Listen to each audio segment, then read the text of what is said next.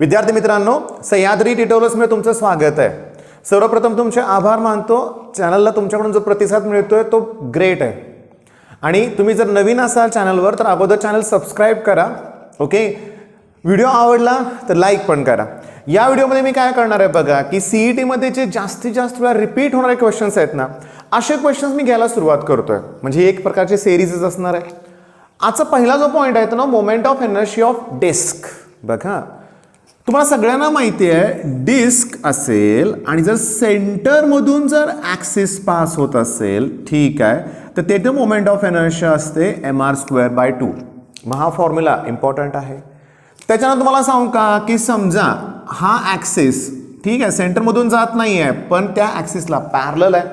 मग मी समजा याला IC म्हणलं आणि याला जर मी IO म्हणलं, ओके, बघा मी रिपीटेड क्वेश्चनच घेणार आहे। ते IMP क्वेश्चन्स आहेत, टफ क्वेश्चन्स आहेत, पण त्याचं बेसिक मी इथं कव्हर करून घेतोय।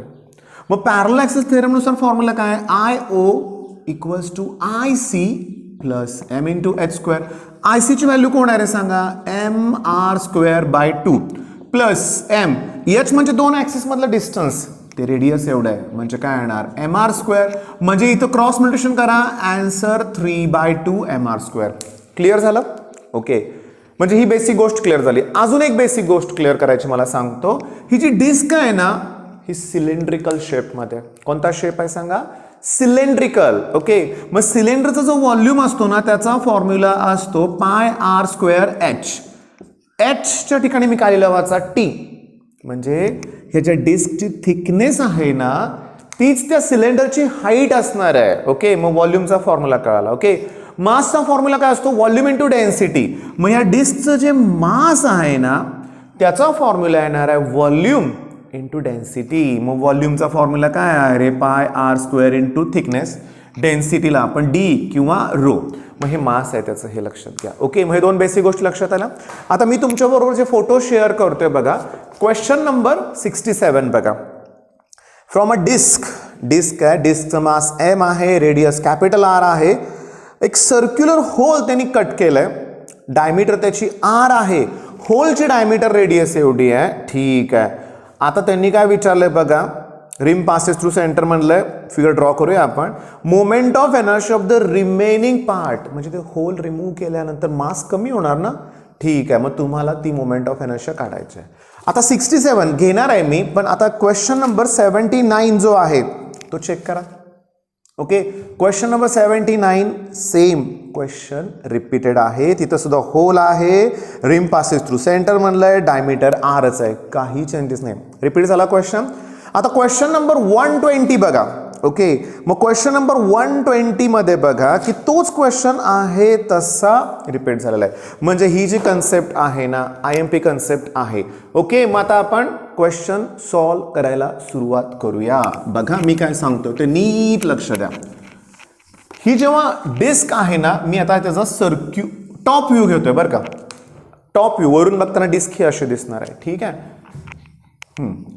इथं जे होल कट केलंय ना, ओके, त्याची डायमीटर रेडियस एवढी आहे, ठीक आहे। आता ऐका मी काय सांगतो ते। इनिशियली सुरुवातीला ना जबाळांनो I ची व्हॅल्यू होती ती mr²/2 होती। हे होल नसताना I ची व्हॅल्यू काय होती? mr²/2, पण ती होलमुळे ती कमी होणार आहे। आता मला काय करावं लागेल माहिती आहे का की हे जे आहे ना, हा जो पार्ट त्याचं मास काढावं लागेल, ठीक आहे। आता समजून घ्या, मासचा फॉर्म्युला म्हणजे मास ऑफ mh लिहितोय बघा, h एकदम स्मॉल काढतोय, म्हणजे होलचं मास एवढ्या पार्टचं म्हणूया आपण जे आहे ना त्याचा फॉर्म्युला काय आहे बघा, लक्ष द्या, व्हॉल्यूम इंटू डेन्सिटी πr/2 चा स्क्वेअर येणार ना बाळांनो, कारण त्याची रेडियस इथून एवढी आहे, म्हणजे हे r असेल तर हे किती आहे सांगा? r/2 πr² thickness into density. डिस्कची थिकनेस तेवढीच राहणार आहे ना, डेन्सिटी मटेरियलची चेंज होणार नाही, लक्षात घ्या, ठीक आहे। मग हे सगळं सॉल्व केलं आपण तर πr² thickness volume into density upon 4 आलं।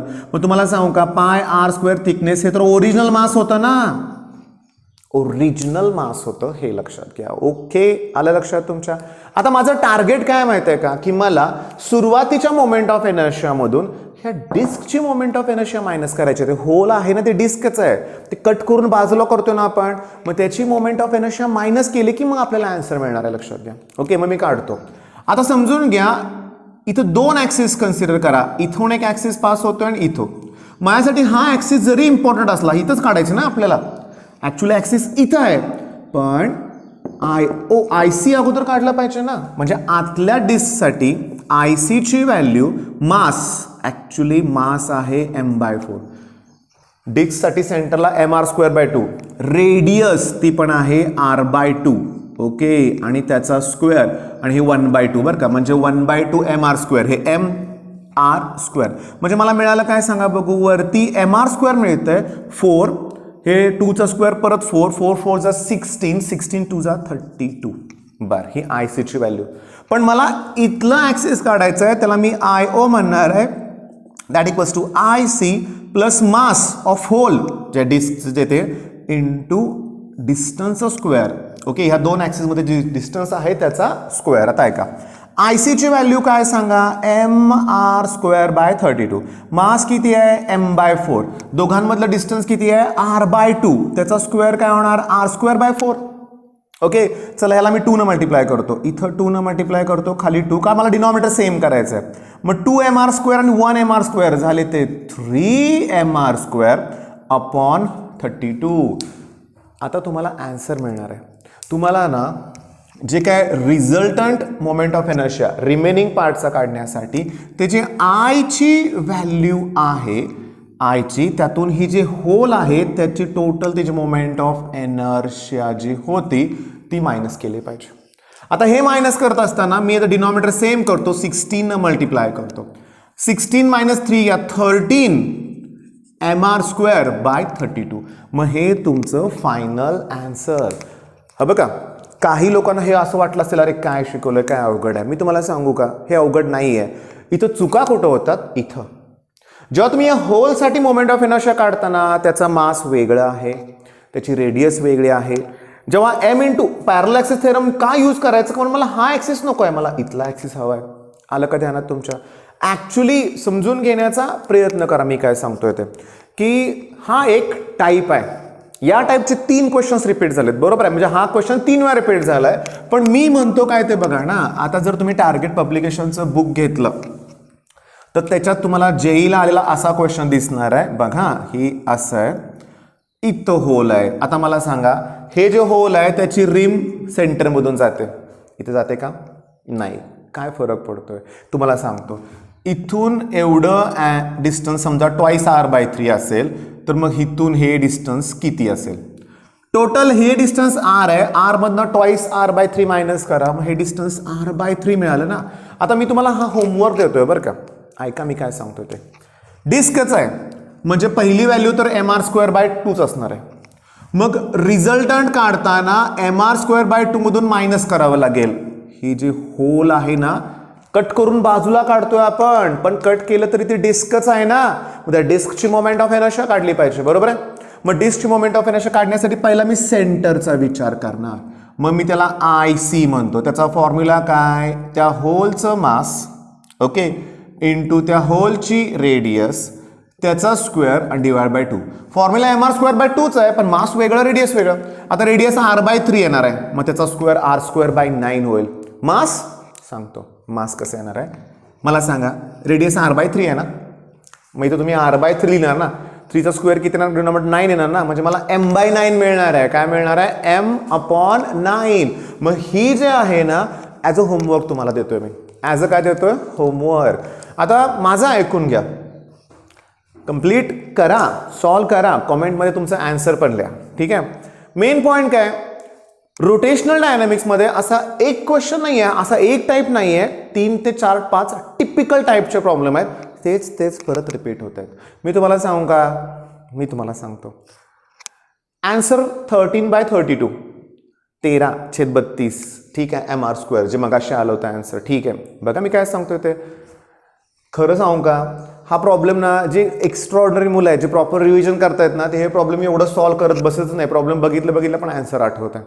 सीईटी वेगळ्या लेवलची एक्झाम आहे. आन्सर्स पाठ करा असं म्हणत नाही आहे मी, पण तुमची एवढी प्रॅक्टिस होणार आहे या महिन्यात मी करून घेणार, लक्षात घ्या.